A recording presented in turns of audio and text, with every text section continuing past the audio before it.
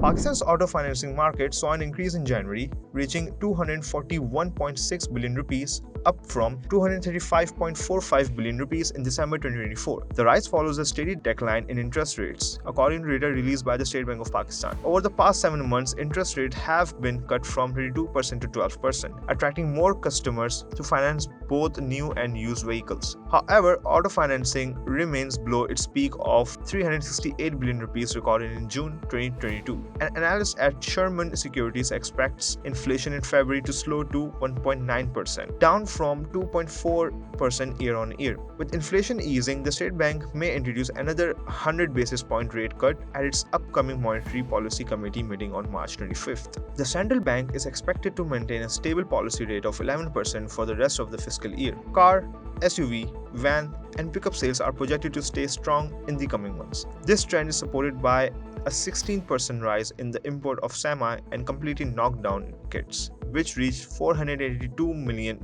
in the first 7 months of FY25. Vehicle sales in this segment have already climbed by 55%, totaling 77,686 units during this period. Despite lower interest rates, many consumers still face hurdles in securing auto loans. Restrictions include a 3 million rupees loan cap, shorter repayment tenures, 5 years for cars up to 1000 cc, and 3 years for smaller vehicles, and a required 30% down payment. With further policy adjustment on the horizon, Pakistan's auto financing sector is seeing renewed interest, but affordability remains a challenge for many buyers.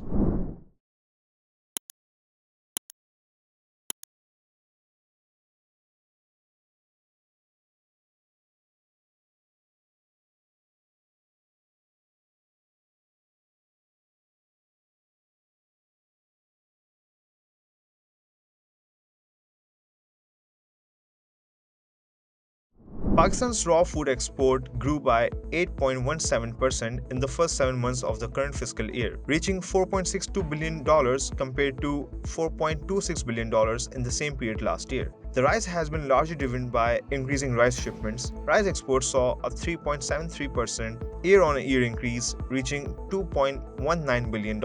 Within this, basmati rice shipments grew by 22% in quantity and nearly 12% in value, while non-basmati rice exports rose by 1.46% in value and 7.72% in volume. The sector is expanding into new markets, including Bangladesh, while maintaining strong exports to the European Union and the United Kingdom. The consistent rise in exports over the past 2 years has contributed to a price surge in the domestic market, with basmati rice now costing 400 rupees per kg, up from 100 rupees. Sugar exports also saw a sharp increase, reaching 757,597 tons in the first 7 months of fiscal year 25, compared to just 33,101 tons in the same period last year. Much of this sugar has been exported to Afghanistan, driving up domestic prices. Meat exports recorded 2.6% increase, supported by the opening of new markets and the approval of additional slaughterhouses.